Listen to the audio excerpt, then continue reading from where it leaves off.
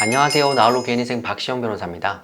이번에는 반성문이 가지는 힘, 반성문을 어떻게 써야 하는지에 대해서 말씀드리겠습니다. 반성문은 회생 신청할 때 필수 서류는 아닙니다. 필수 서류는 진술서, 채무증대 경위서가 있습니다. 말 그대로 채무가 증대한 경위를 써서 내는 서류입니다. 채무가 생긴 경위서를 이미 써냈는데 반성문을 따로 쓰나 라고 궁금하실 텐데, 반성문은 모든 경우에 쓰는 게 아닙니다. 가령 사업하다가 사업이 잘 안 돼서 거래처가 부도나서 파산하는 경우에, 집에 누가 아프셔서 병원비를 많이 내서 회생하는 경우에 반성문을 쓰라고 하진 않습니다. 그러면 반성문은 언제 쓰느냐? 사행성 채무같이 채무 자체에 비난할 점이 있을 때 씁니다. 또 폐지 후 재신청할 때도 가끔 반성문을 내라고 보정이 나옵니다. 이런 경우는 또 폐지될까봐 납부에 대한 각오나 계획을 써달라는 의미입니다. 저희 사무실에서 자체적으로 판단해서 반성문이 필요하다라고 하면 의뢰인에게 요청을 하고, 또 어떨 때는 보정으로도 나오기도 합니다. 반성문을 자필로 써야 하나 많이 궁금해들 하십니다. 저희도 자필을 특별히 권하지는 않습니다. 요즘은 글 쓸 기회가 많이들 없다 보니까 많이들 쓰기가 힘들어 하십니다. 악필이면 읽는 사람도 쓰는 사람도 다 괴롭습니다. 자필로 주셔도 저희도 봤을 때 읽기 힘들다라고 하면 저희가 따로 타이핑을 해서 법원에 전달하기도 합니다. 이런 부분도 궁금해 하십니다. 이렇게 여러 장 써내서 힘들게 써내는데 과연 법원에서 읽기나 할까? 다 읽어보십니다. 그런데 간혹 반성문을 자필로 써내라 하는 보정이 있습니다. 이런 보정은 법원에서 그냥은 봐줄 수 없으니까 그만큼 성의를 보이고 각오를 보이라는 취지입니다. 이런 경우야 법원에서 자필로 쓰라고 했으니 자필로 써서 내는 게 맞는데, 특별히 자필로 쓰라는 보정이 없는데도 자필로 쓰는 게 의미가 있을까? 라고 생각이 드실 겁니다.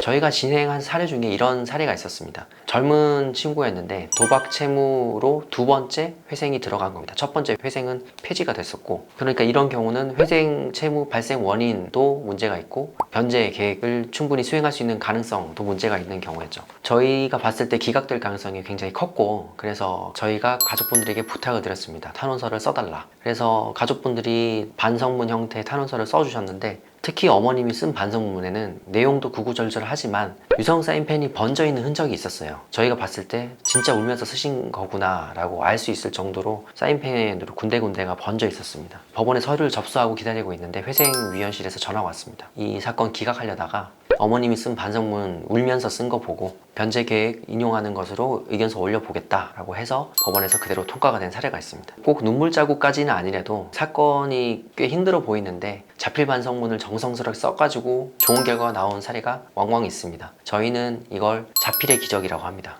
저희 카페에서 한 회원분이 이런 글을 올려주신 적이 있어요. 진술서 대필 이용해 보신 분 계신가요? 그 내용은 보정 사항 중에 변제 계획 및 각오를 담은 진술서 자필 5장을 써야 하는데 정말 막막하네요. 진술서 대필하는 것도 있던데 이용해 보신 분 계신가요? 라는 질문이었습니다. 이 글에 저희 카페에서 많이 쓴소리를 해주시는 꺼비꺼님께서 이런 댓글을 다셨어요. 뭐가 막막한지 여쭤봐도 될까요? 법원에서 봐주겠다는 대신 이 정도 노동은 해오라고 하는 건데 그걸 또 남의 돈으로 사서 해결하려고 하면 법원이 어떻게 생각하겠습니까? 라는 댓글을 다셨어요. 저는 이 댓글이 달린 걸 보고 좀 걱정을 했는데, 다행히 글 쓰신 분께서 이런 모진 말도 당연히 달게 들어야죠 하면서 수용하시는 모습을 보여주셨어요. 다행히도. 그래서 이렇게 의견 교환을 하시고 저희 카페의 열성 회원이신 마음이님께서 아래에 본인이 어떻게 썼는지도 예를 들어서 경험을 공유해 주셨습니다. 반성문에 이런 위력이 있기 때문에 저희가 상담할 때는 항상 진술서 그리고 반성문의 중요성을 강조를 해드립니다. 그러면 간혹 이런 분들이 계세요. 다른 사무실에서는 그냥 쓰라는데요, 심지어 대신 써주는 데도 있다고 합니다. 그러면서 이런 말을 한다고 해요. 에이, 저희가 돈 받고 하는 건데 이런 것도 해드려야죠. 선택은 각자의 몫이겠습니다.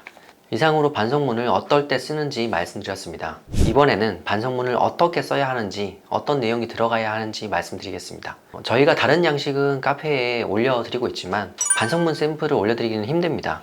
다만 의뢰하신 분들께는 그 각자의 상황에 맞는 샘플을 보내드리고는 있습니다만 이거를 공개된 게시판에 올리기는 좀 적절치 않은 것 같습니다. 반성문에 들어갈 내용 첫 번째는 무엇보다 채무의 발생 과정입니다. 채무가 어떻게 발생했는지, 왜 발생했는지 시간순으로 아주 구체적으로 써주시면 됩니다. 이 단계부터 시작하시면 그 뒤에 내용이 살이 붙고 금방 마무리가 되실 겁니다.